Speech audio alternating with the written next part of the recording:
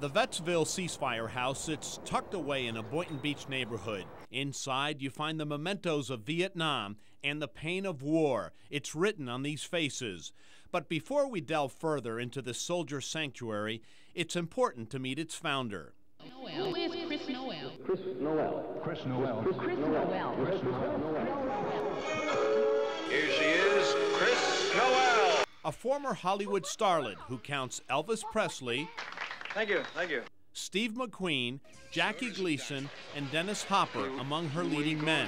In fact, when some were calling her the next Marilyn Monroe, she gave it all up and headed to Vietnam to entertain the troops. You gotta make the morning last. I went to the hospital in San Diego and San Francisco, and I went to the gangrene ward of double and triple amputees. And when I left, I mean, it just like totally changed my whole being, and I knew that I had to do something. She did something all right. Chris ditched Hollywood and hit the airwaves over Armed Forces Radio, a real-life version of the Robin Williams character in Good Morning Vietnam. This was her life from 1966 to 1971, a long way from her former safe, make-believe world. We're in a vehicle, and there's wire on all the windows, and I go, well, why is the wire on all the windows? That's in case they throw a grenade, it'll bounce right off. Okay. Chris went where the action was. She was even shot down once while riding in a helicopter. But her biggest tragedy came after the war, when her fairy tale marriage ended quickly and tragically. This is the fellow that I met in Vietnam, Captain Ty Harrington, and he became my husband. And then he came back, and we were married 11 months, and he put a gun to his head in Nashville and killed himself, and that was pretty devastating. Oh, Chris. It was horrible. Having dealt with the after effects of war personally has allowed Chris to open her heart to vets who are dealing with their own issues. Veterans can always use a little support. The ones here in South Florida are very fortunate to have someone like Chris Noel in their corner. She's making things happen. Great to see you. Sometimes it's a hug for a former tenant at the Veterans House, or a job overseeing the place. What has Chris's efforts allowed you to do? It's actually give me a place to stay and just keep myself busy. For others, this nonprofit facility that provides shelter and care is the difference between life and death. We got post-traumatic stress disorder. I don't, I get enough money from the VA to just move somewhere else. But if I did that, I'd probably end up killing myself. I get support. If you would like to help Chris and support these vets, there's a fundraiser coming up next month. It's the 9th annual Rock and Roll Sunday on May 20th from noon to 6 at Green Acres Community Park. It features live music and a classic car and motorcycle show. Call 676-8036 for more information or go to our website, WPTV.com. All proceeds benefit the Veterans Ceasefire House, the house that Chris built. John Favoli, News Channel 5.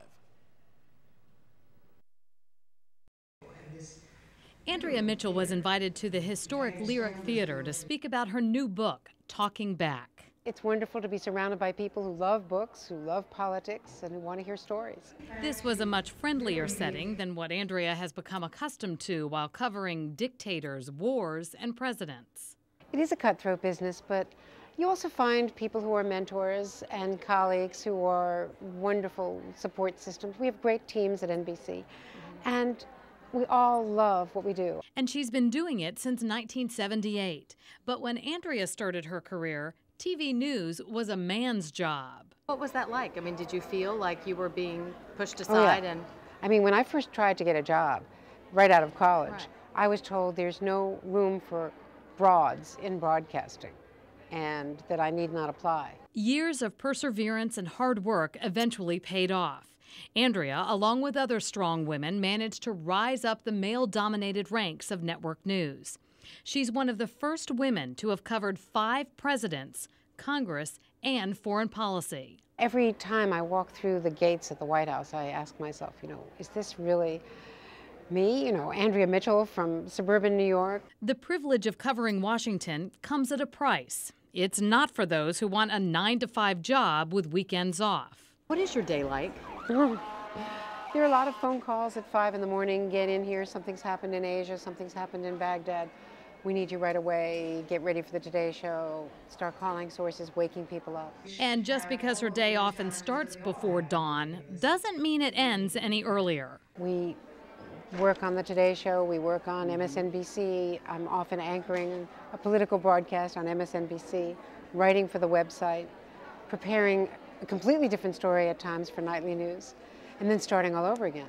Interviewing Fidel Castro remains one of Andrea's career highlights. It's been remarkable. I've had many arguments with him. We got into big debates about democracy. He would say, well, we have democracy, we vote. And I'd say, no, you don't. That's not real democracy. Seeing the true democratic process at work in the U.S. during an election year is what really thrills Andrea. And she predicts 2008 will be one of the most exciting ever. This is the first election since 1928 when there is no incumbent vice president running. There's nobody with, any advantage in either party. And so, wide open, you have 9 or 10 candidates now in both parties, and candidates with a lot more heft than in the past. This isn't like 1988 when we talked about the 7 dwarfs in the Democratic primaries. These are candidates who've been around for a while and who have a lot of experience, so it's going to be very interesting. Andrea not only reports on the movers and shakers of the world, she's married to one. Her husband is former Federal Reserve Chairman Alan Greenspan. I have been married for almost 10 years, and it's been joyful. It's been a great blessing. And I understand you dated for a long time. We dated for a long, long time. It just took us a long time to figure it out. She may live with one of the most powerful men in America, but during Alan's tenure, Andrea was always kept in the dark. The interesting thing about being married to Alan when he was at the Fed was that I could never know what he was doing. Great cover story if he wanted to be doing whatever. Yeah. But no, I never knew any of the secrets of the temple, as they say, and probably better off I didn't. So how long will we continue to see Andrea Mitchell covering presidents and politics? I hope a long, long time. I love it so much, and I like meeting people. I like telling stories. I like writing. I love politics, travel. So as long as I can.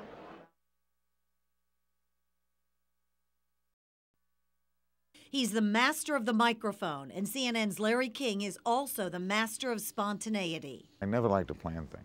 Really? So it's all spontaneous? Yeah. Same way I do a show. The popular media personality is the host of CNN's highest-rated program with the first worldwide phone-in talk show. What we did with television was we had the first international phone-in talk show.